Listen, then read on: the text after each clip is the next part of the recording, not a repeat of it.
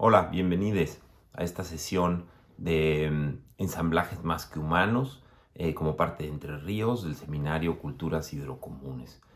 Antes que nada vamos a revisar algunos conceptos que son útiles para entender a lo que nos referimos con ensamblajes más que humanos y su conexión a los cuerpos de agua, para después hablar un poco sobre obras importantes de ingeniería que han buscado la domesticación y el control de la naturaleza y que de alguna manera, bueno, generan, qué problemas, afectaciones generan estas obras de ingeniería. Y por supuesto también hablaremos un poco de algunos artistas, en este caso dos artistas que trabajan con ideas de donde la tecnología y la naturaleza forman hibridaciones, ¿no? Vamos a ver el trabajo de Gilberto Esparza y de David Medina. David, más adelante en el taller de este seminario, va a entrar en mucho más detalle sobre las ideas de la tecnología y cibernética, inteligencia artificial, esa es su especialidad. Entonces, digamos, yo acá voy a hacer una pequeña introducción. Eh, Finalmente, tendremos algunas breves conclusiones. La estructura de la clase es esta que les mencioné. Y empezamos un poco por tratar de definir qué entendemos por ensamblajes más que humanos. Ensamblajes más que humanos busca desarticular categorías cartesianas, tanto las que refieren a la cultura y naturaleza como otras separaciones construidas entre tecnología, naturaleza, ecología, ¿no? Este movimiento, el pensamiento occidental ha tendido a separar naturaleza y cultura y relegar hacia el fondo, digamos, ¿no? Background en inglés, a la naturaleza, ¿no? Y de alguna manera convirtiéndola con este movimiento en un paisaje, ¿no? Nosotros en medio, la naturaleza alrededor, o nosotros enfrente y la naturaleza atrás, ¿no? Y bueno, hay distintos pensadores, varios de los que hemos platicado en este seminario, que están haciendo intentos por desarticular estas dicotomías. Y lo hacen de distintos caminos y lo nombran de distintas maneras, ¿no? Entonces vamos a pasar a estos conceptos relevantes. Otra vez voy a hacer uso de la inteligencia artificial para generar las imágenes que ilustran esta presentación. Les voy a hablar un poco de Donna Haraway y del Manifiesto Cyborg, que es un libro que escribió en el 2000, me parece, y presenta una metáfora y también quizá una ontología para desarticular o para más bien articular una hibridación de animal y máquina, tecnología y humano, ¿no? Y esta hibridación toma muchas formas, desde cosas muy literales como prótesis, robots y otras formas de uso de tecnología, lentes, ¿no? Otras formas de hibridación, hasta cosas ya más profundas, ¿no? Que ayudan a disolver esta dicotomía de la naturaleza y cultura, ¿no?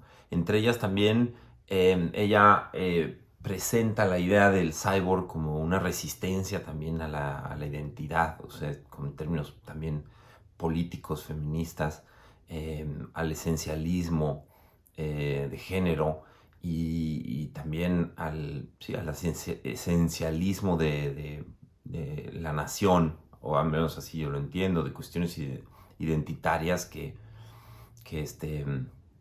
demasiado categóricas. Y bueno, a partir del manifiesto Cyborg, desarrolla más adelante la idea de naturculturas que discutimos brevemente en la introducción al posthumanismo. Y las naturculturas tienen que ver con formas intrincadas de existencia donde no se puede separar lo natural de lo cultural. Son enredos naturculturales que sugieren que nuestra historia conjunta data de, de toda la historia, quizá, ¿no? De toda la historia humana, ¿no? Esto es interesante, como entendido también por Elizabeth Kolbert, que vamos a hablar de ella más adelante, en el sentido, Elizabeth Kolbert dice que cuando nombramos a la cultura, es hasta que nombramos a la cultura que aparece la naturaleza, ¿no? Antes no existe esa dicotomía, ¿no? Entonces es una dicotomía creada, ¿no? Entonces, bueno, Donna Haraway busca la reconsideración, la reevaluación de estos dos supuestos dominios, naturaleza-cultura, o estos otros como tecnología y naturaleza, micro-macro. Son construcciones que nos invita a revisar con las naturculturas. Y vale la pena también hablar de Jussi Parika, un pensador sobre medios. Él le interesan la tecnología y los medios, y tiene un libro que se llama La geología de los medios y arqueología de los medios, me parece también. Y bueno, él sugiere el término medianaturas para de repente incluir los procesos tecnológicos, ¿no? No solo naturcultural, sino media de medios de comunicación. Pero se refiere a los medios de comunicación, por supuesto, pero también al uso de la tecnología, ¿no? Luego, bueno, hay otro pensador, Timothy Morton, famoso, conocido dentro de las ontologías, las OOO, ontologías orientadas a los objetos. Pero aquí me interesa hablar de un tema. Él, él, él sugiere que desechemos por completo la palabra naturaleza del pensamiento ecológico, ¿no? Dice que al nombrar la naturaleza hay un ejercicio de desplazamiento hacia convertirla en lo otro que está allá, ¿no? Y que no es parte de nosotros. Yo no estoy seguro de desechar, de querer desechar tan rápido la palabra. Creo que es útil, pero reentendida, ¿no? Reorientada. En fin, esta es la propuesta de Timothy Morton. Tim Ingold es un pensador, antropólogo, interesado en la fenomenología y entender los vínculos y las relaciones materiales a través de la experiencia del mundo, ¿no? A través del sonido, de la luz, de nuestras experiencias fenomenológicas. Pero en respecto a estas hibridaciones, este trabajo conjunto, este entendimiento conjunto naturaleza-cultura, él habla de correspondencias, que también es otro término interesante, que lo compara con una cuerda que está en trenzas, ¿no? Enredada. Y esto lo traigo también a colación con respecto al taller de Alejandra Ortiz de Ceballos, que hizo este taller de tejido, de tejido con fibras naturales extraídas cosechadas de cuerpos de agua, ¿no? Y entonces, bueno, este entramado, este tejido es otra manera de construir fuerza a través de cosas que pueden o no ser dispares, ¿no? Pero que pueden trabajar hacia un objetivo, ¿no?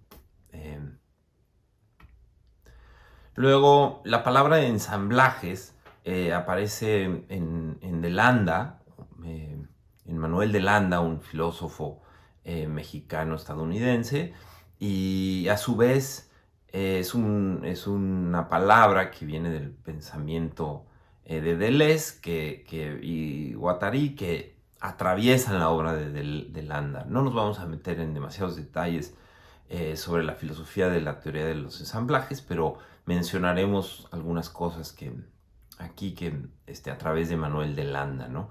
Manuel de Landa habla de estos sistemas heterogéneos y dinámicos, ¿no? Donde hay donde hay distintos organismos interactuando, donde hay materia de muchos tipos, ¿no? Por supuesto, un ecosistema es un sistema, es un ensamblaje, pero también, sí, un río. Generalmente, para Manuel de Landa, tienen que ser suficientemente complejos para presentar cierto indeterminismo, ¿no? Indeterminismo histórico incluso. Y son no lineales, son multiescalares. Hemos hablado de la turbulencia en algún momento de estas sesiones, y la turbulencia tiene es multiescalar, ¿no? Tiene turbulencias en lo pequeño, en lo grande. Sin duda, los movimientos turbulentos del agua son ensamblajes. También siempre hay vínculos y conexiones dentro del sistema y hacia afuera del sistema. Son emergentes. Esto quiere decir que a veces pueden ser espontáneos incluso. Su emergencia puede ser una generación espontánea, autorregulada, ¿no? Y a veces impredecibles. Esto podría ser o no el caso, pero que temas como el clima pueden ser entendidos como impredecibles. Tiene que ver con la teoría del caos. Y bueno, cuando hablamos de ensamblajes más que humanos, nos referimos, por supuesto, a que en estos ensamblajes lo heterogéneo de la materia que participa, pues es humanos y no humanos, ideas, libros, piedras, agua, un montón de cosas, ¿no? Forman esos ensamblajes. Entonces, por eso hablamos de ensamblajes más que humanos, ¿no? Algo que es humano y otras cosas que no son humanas. Y en ahí es donde opera, ¿no? Nuestro interés en los ensamblajes más que humanos. Ahora vamos a pasar a esta otra sección del control de la naturaleza, que tiene que ver con el control de la naturaleza y en particular, o los intentos por controlar la naturaleza. En particular, a un libro de Elizabeth Kolbert que se llama Under a White Sky. Yo pienso que no hay una traducción al español, no lo sé. Que relata, entre otras cosas, pero lo que es importante para esta sesión es que relata distintos esfuerzos de ingeniería para tratar de controlar a la naturaleza y los cuerpos de agua, ¿no? También el control de las especies, ¿no? Ante la amenaza de la extinción de las especies, ¿no? También insiste mucho en que el control generalmente tiende a tener como efecto necesitar más control, ¿no? Más recursos, obras más grandes, ¿no? Una vez que entras en esta dinámica de control, pareciera como un acelerador donde se necesita más y más control, ¿no?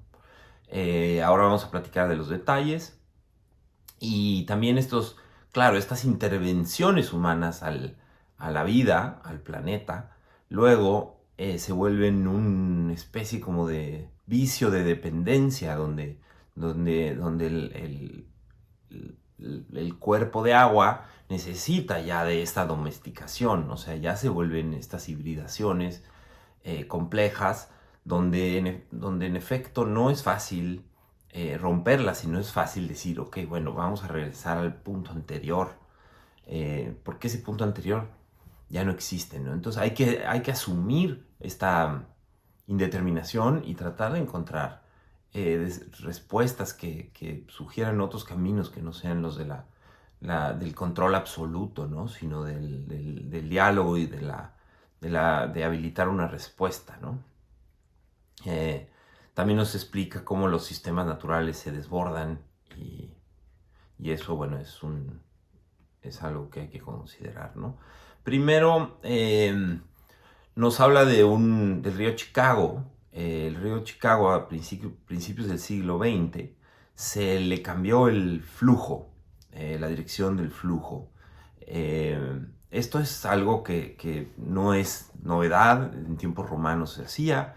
Es una obra Yo no sé qué tan común sea, pero digamos, sin duda no es el único caso el del río Chicago.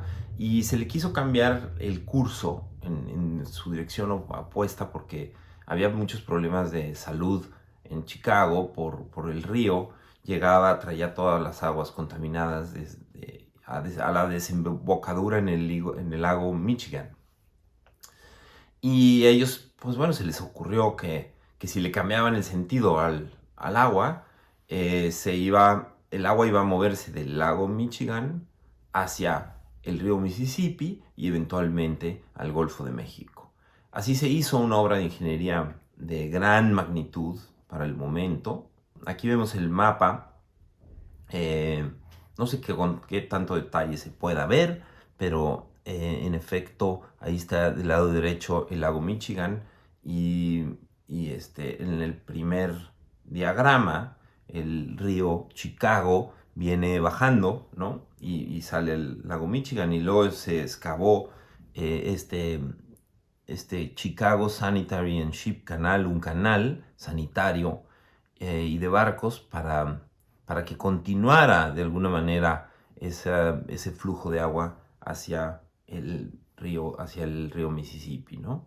Y hay una pequeña entrada en el río Lake Michigan, ¿no? Ahora, tiempo después, les voy a hablar de otro enredo, ¿no? Respecto al lago Chicago.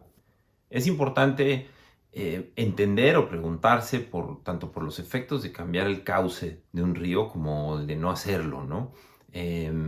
Habrá que revisar los detalles, la razón por la cual esta obra de ingeniería se realizó tiene que ver también con el bienestar de la vida humana y de otras especies, ¿no?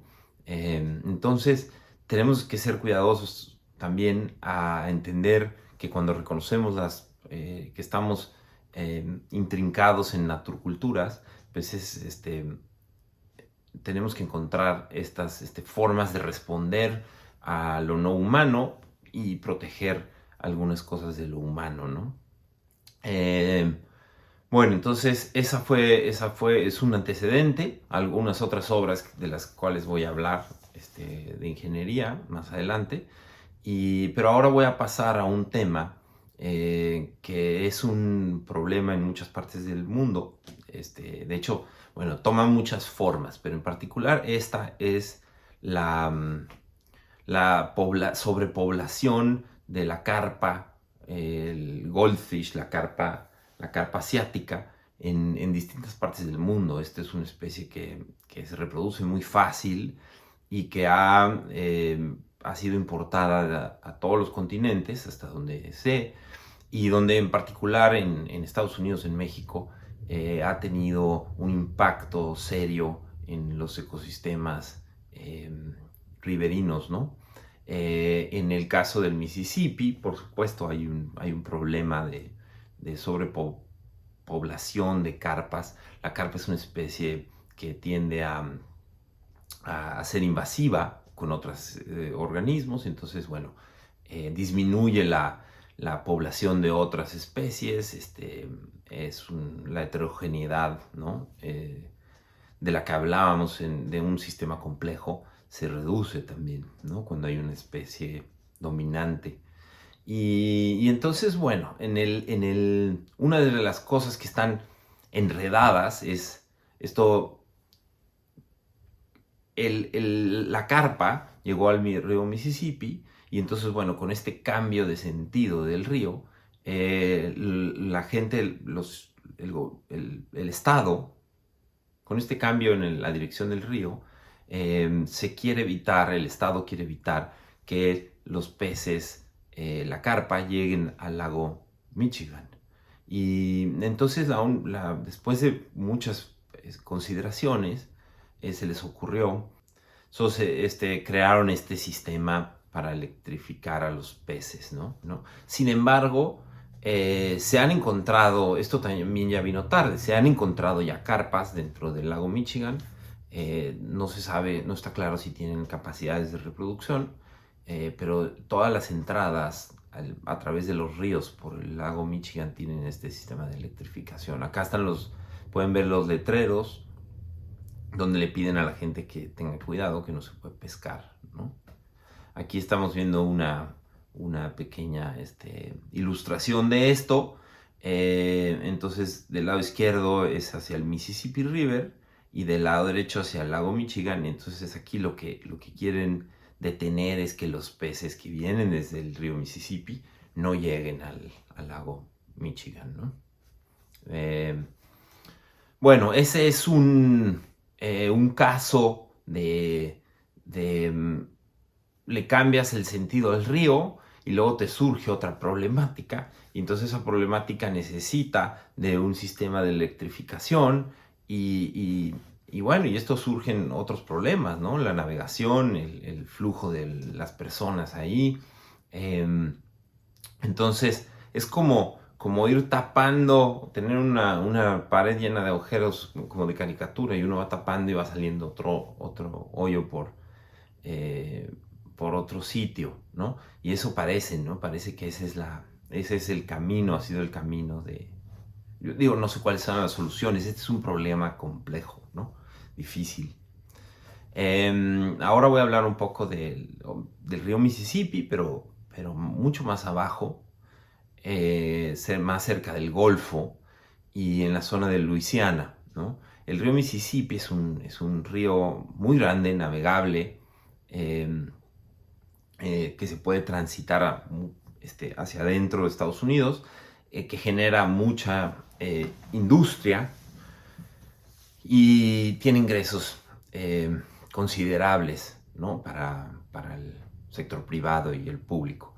Y las obras de ingeniería del Mississippi son muy complejas, sobre todo en la parte de Luisiana, donde muchas de las poblaciones están bajo el nivel del mar, bajo el nivel del río, y a lo largo de los años se han construido estos muros, levees en inglés, estos levees que son en esencia irle construyendo un montículo para detener el río, ¿no? Entonces en muchas partes de Nueva Orleans y Luisiana uno ve el río arriba, ¿no? Entonces subes un pequeño cerrito y ahí ves el río, ¿no?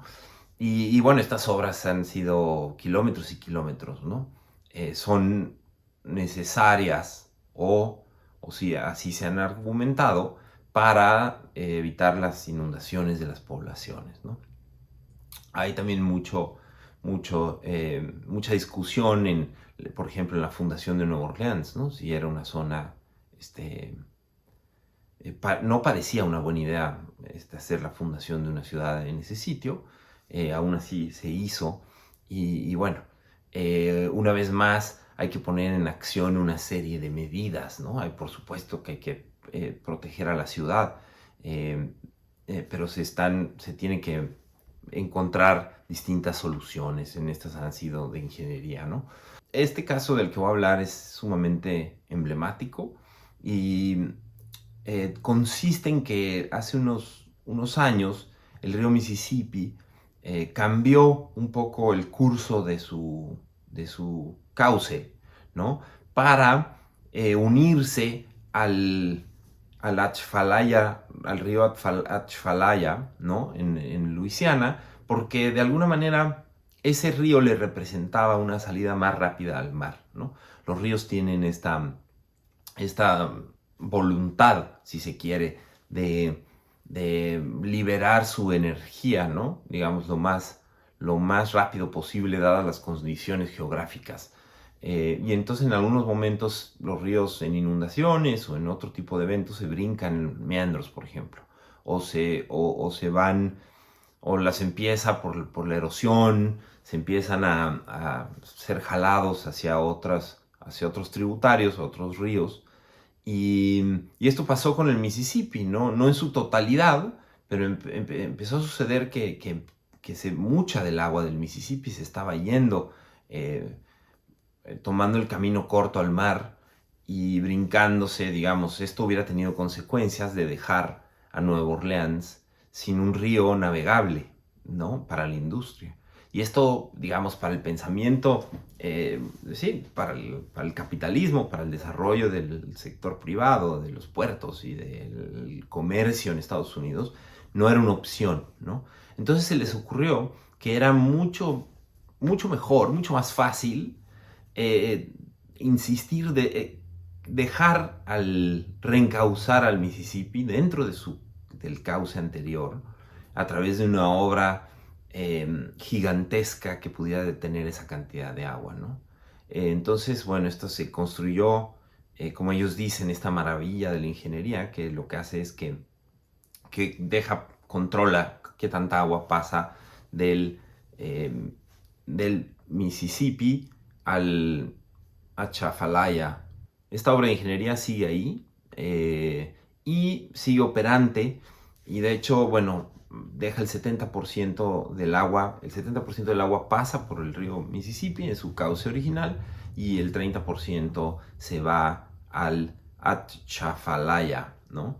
Y bueno, es una maravilla, como ellos dicen, de la ingeniería. Ahí también la vemos abajo, esta estructura, estas puertas, ¿no? Luego, bueno, voy a hablar un poquito como de las presas, ¿no? Que es otra de las grandes problemáticas e intereses, no solo de Entre Ríos, sino, digamos, de la sustentabilidad en ecosistemas de ríos. Y bueno, estas son grandes presas. En China se han construido muchas presas de gran magnitud, con el argumento de que el río se inunda, que es cierto, y tiene afectaciones, afecta a las poblaciones aledañas, causando la muerte de la población. Entonces, digamos, es un problema grave, es un problema no menor, y una vez más la solución no es sencilla, ¿no? O cuál es el cálculo de cuál es la mejor solución. Las presas han detenido algunos de de estas inundaciones del Yangtze, del río Yangtze, sobre todo, que tiende a desbordarse con cierta frecuencia. Eh, y estas presas han detenido eso, pero han causado otros problemas de los cuales ahora les voy a mencionar. Pero aquí lo que quería ver es que por un momento viéramos también el lenguaje de poder y la estética de estas grandes eh, construcciones, ¿no? Digo, estas construcciones tienen que ser de estos tamaños, si se quiere, como de alguna manera controlar el flujo de agua, y deben de poder aguantar mucha presión, pero esa misma dinámica genera toda una estética del humano como gran transformador, como aquel que puede contener las fuerzas de la naturaleza y controlarlas, ¿no? Entonces hay un lenguaje grandilocuente, sin duda, independientemente de si son necesarias o no, ¿no? No todas las presas son hidroeléctricas, no todas pienso yo que tengan afectaciones considerables a los ecosistemas. Algunos embalses son útiles, también los ríos deben de servir para la agricultura y las prácticas, las actividades humanas, ¿no? Entonces hay que ponderar, y hay que ponderar quizá caso por caso. Pero si bien las presas en el Yangtze, en el río Yangtze en China, ayudaron a prevenir muertes e inundaciones en las poblaciones bajas del río, también hay otras cosas que considerar, ¿no? Por ejemplo, las vidas perdidas en la construcción de la presa, ¿no?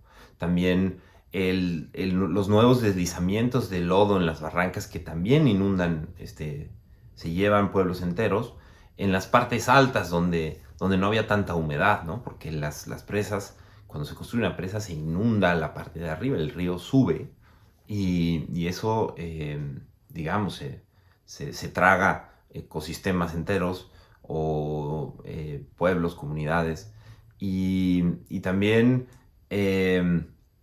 esto genera problemas geológicos, ¿no? De que el agua está en un lugar donde no estaba antes. También hay algunas fallas geológicas. Se dice que puede haber vinculación entre entre los terremotos y la construcción de estas presas, ¿no? Y por supuesto, digamos, esto parece un breviario cultural, pero no estoy seguro de que lo sea. Se dice, bueno, NASA comprobó que la construcción de estas presas alentaron un poco la velocidad de rotación de la Tierra, ¿no? Y bueno, esto es imperceptible para nosotros, pero si pensamos en un mundo, en un planeta que agencial, vibrante, ¿no?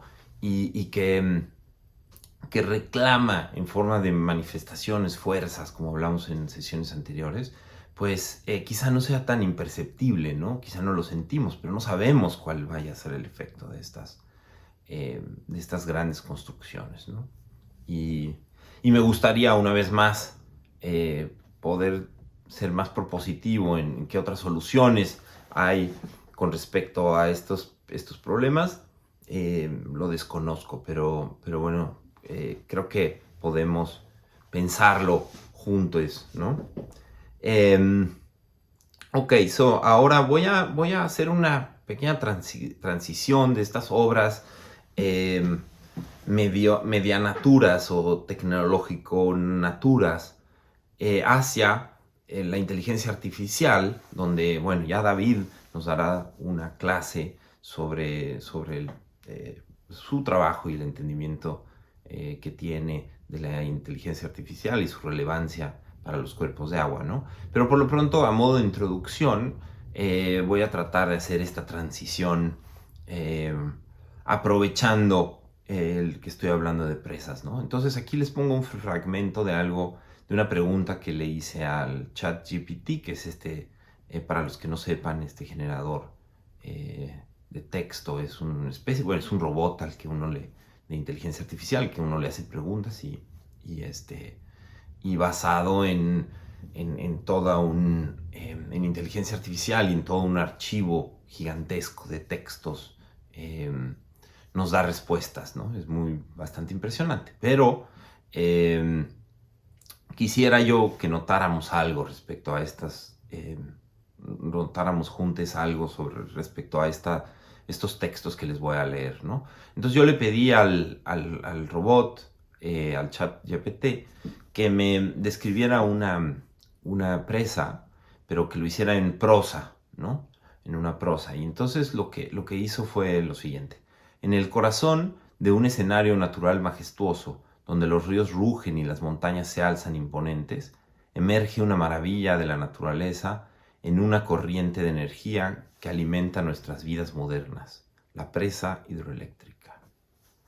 La presa hidroeléctrica es más que un logro de ingeniería, es una sinfonía de colaboración entre la habilidad humana y la fuerza natural, un testimonio de nuestra capacidad para aprovechar los recursos de manera sostenible y para moldear la energía a nuestro favor sin perturbar el equilibrio de la naturaleza que la inspiró.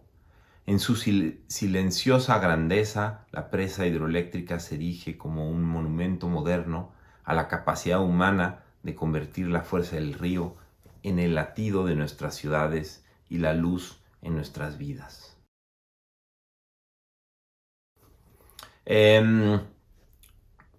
Bueno, como ven, esta prosa está llena como de un romanticismo, ¿no? Por la majestuosidad de la ingeniería, por la obra, por la transformación el dominio de la naturaleza, un orgullo antropocentrista.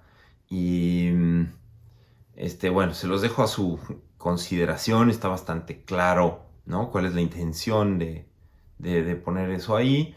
Y yo, esto como me hace pensar en la asociación de la que habla Lisa Blackmore, bueno, el hidropoder, ¿no? Como en particular en función a la estética, ¿no? La estética de las presas como un símbolo de poder o de nación o de capacidad de transformación humana, ¿no? Entonces acá escojo una de las 3 presas en China y que tiene la bandera, ¿no? Incluso, aquí la pueden ver. Y tiene que ver, por supuesto, está vinculada con el lenguaje del poder asociado a una nación, ¿no? Entonces ahí a los ríos los reducimos a fronteras políticas o a lenguajes o a un símbolo identitario, ¿no? Y también, por supuesto, como recurso para el desecho de materias o para la utilización del agua para distintas, para las industrias, ¿no? Entonces aquí es muy importante que si entender cómo podemos transitar o pensar cómo podemos transitar de una estética del hidropoder a una estética de lo hidrocomún, ¿no? Y en esto, bueno, les he hablado de la capacidad, les hemos hablado de la capacidad del arte para proveer otras narrativas, para tratar de habilitar otros espacios quizá menos grandilocuentes para la experimentación estética. Y bueno, vamos a ver algunos ejemplos. No serán demasiado extensos para poder pasar ya a la práctica de David Medina y en su taller. Pero sí les voy a presentar algunas de estas ideas. A mí me parece muy interesante también pensar en cómo el arte puede proveer la poética y el imaginario para otras estéticas, ¿no? Otras formas de relacionarnos con el mundo, ¿no? Aquí voy a pasar a la obra de Gilberto Esparza, artista mexicano. Y bueno, él tiene estas máquinas que les voy a leer en sus propias palabras. Me parece que lo leo porque son términos que he escogido con cuidado y creo que vale la pena respetarlos. Son organismos simbióticos construidos por un sistema robótico, una especie de vegetal orgánica y un conjunto de celdas de combustible microbianas y fotovoltaicas. Se trata de una especie autónoma cuyo ciclo metabólico tiene el potencial de restaurar a pequeña escala los daños ecológicos del entorno al restituir la energía.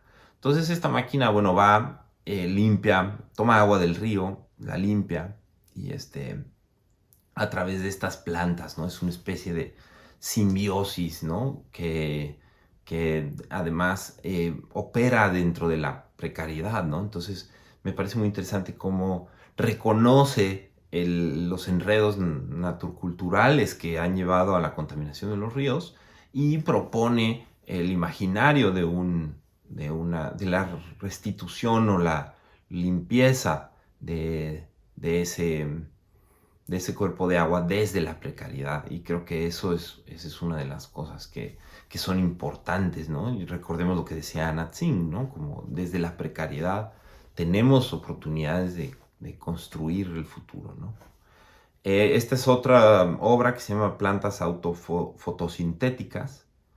También estos proyectos son abiertos. Me parece que, bueno, el anterior de más años, de 2013 y 2014, es un sistema simbiótico que replantea el manejo de aguas residuales para rescatar su potencial como fuente de energía.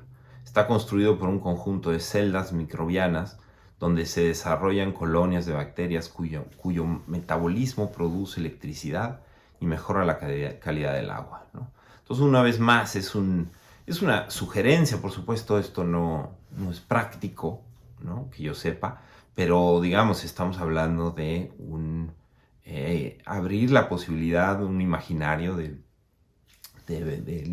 cómo limpiar el agua y producir energía, ¿no?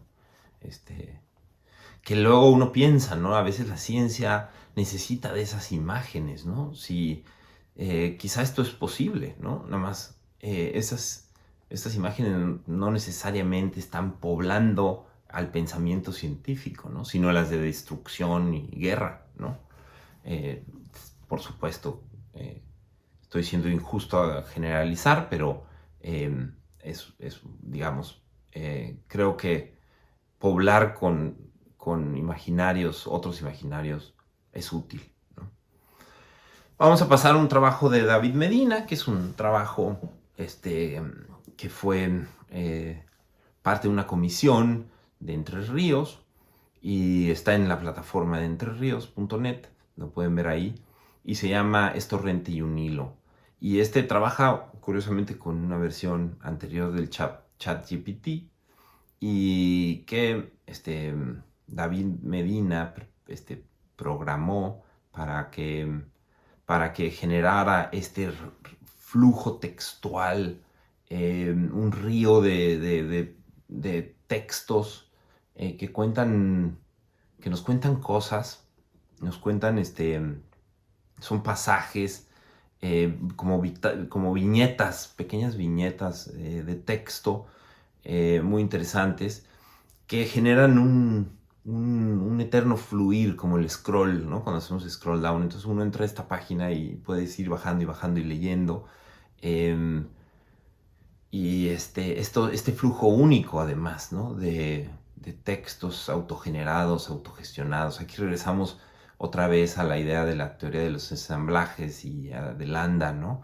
Como la inteligencia artificial y en particular este proyecto como un espacio indeterminado, complejo, que tiene este avance, esta indeterminación histórica y futura, ¿no?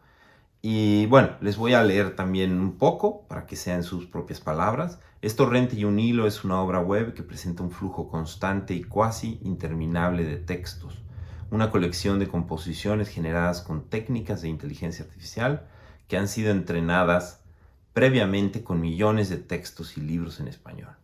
Cada texto es una composición autónoma e impredecible que empieza a partir de la misma frase del título y que se repite de forma obsesiva en cada capítulo.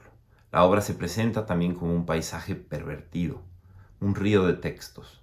Cada vista propone un nuevo libro que el lector va construyendo en la medida que se desplaza por esta página única e interminable en el gesto universal del scroll de las interfaces móviles contemporáneas.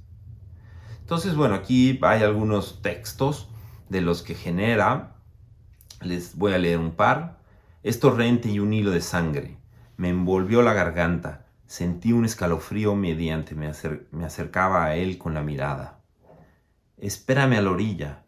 No es necesario. Venimos hacia la costa, el lugar desde donde la espalda me ha herido. ¿Me llevas ahí? Sí, pero no sé si puedo. Estoy en mi celda. Estos textos, como les decía, fueron autogenerados, ¿no? Con uso de inteligencia artificial y cada vez se genera una secuencia nueva, ¿no? Es torrente y un hilo. Es torrente y un hilo de vapor como un río de lava y en el momento en el que el cielo empieza a secarse, siento frío de pies a cabeza.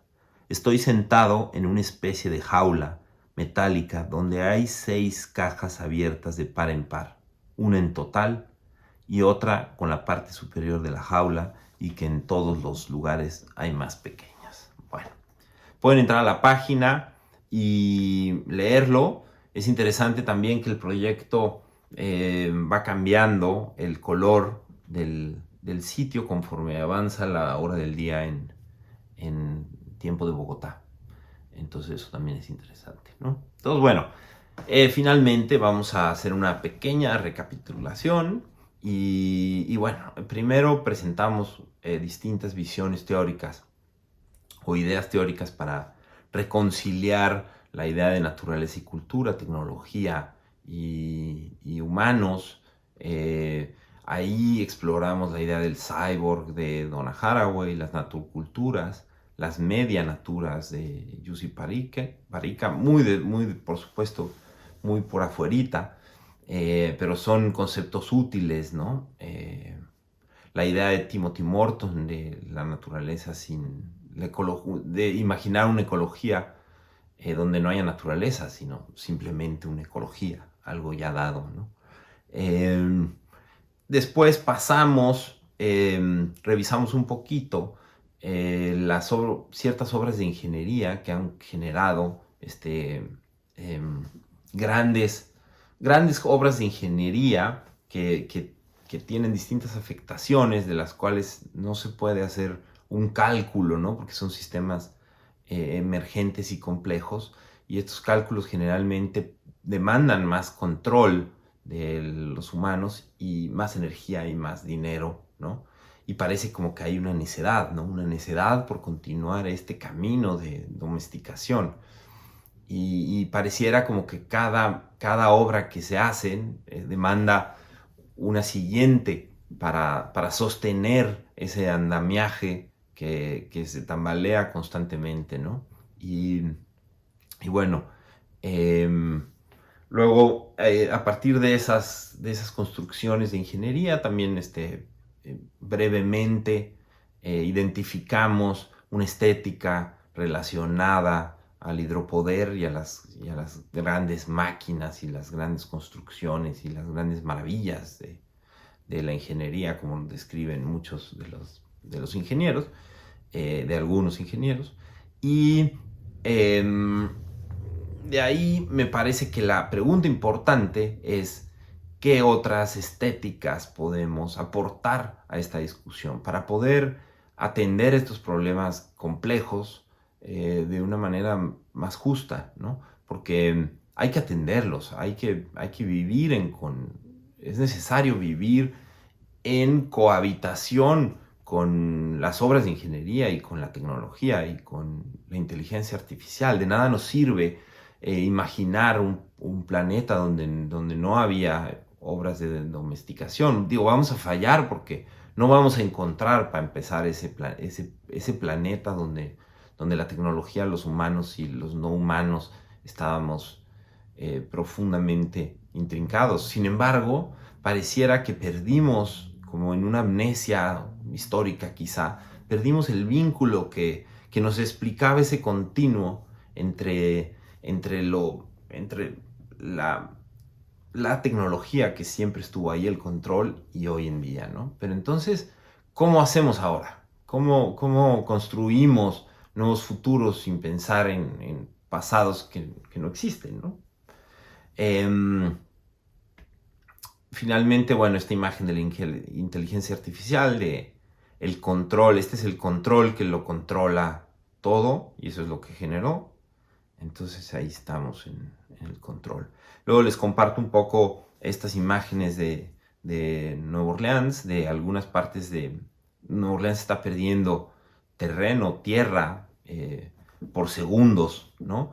Y muchas de estas comunidades van a desaparecer, ¿no? En buena parte por la insistencia de mantener el río Mississippi en curso, pero bueno, también por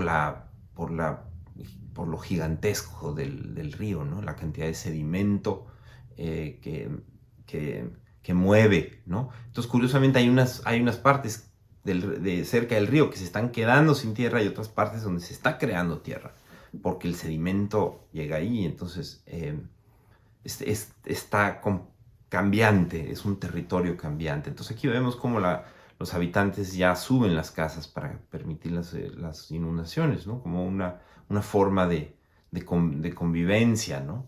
Desgraciadamente estas comunidades quedarán completamente inundadas, y mi entender, o es lo que explica Elizabeth Kolbert, no se está haciendo lo suficiente para atender estos problemas, ¿no? De estas poblaciones, ¿no? Aquí vemos otra vez más el levee que les hablé, el río Mississippi. En ese caso está detrás de esos árboles y la carretera está por debajo. Entonces solo falta una pequeña inundación para que como una tina todo Nueva Orleans se inunde, como cuando Katrina, ¿no? Y ahora hay sistemas gigantescos de bombeo de agua para evitar que Nueva Orleans se hunda, pero una vez más, ¿no? Hasta que el siguiente fenómeno crezca de tamaño y se necesite más y más bombeo, más y más energía, más energía fósil, etc. Bueno, espero que haya sido interesante. Y nos vemos en el taller con David en la siguiente martes. Muchas gracias, un saludo.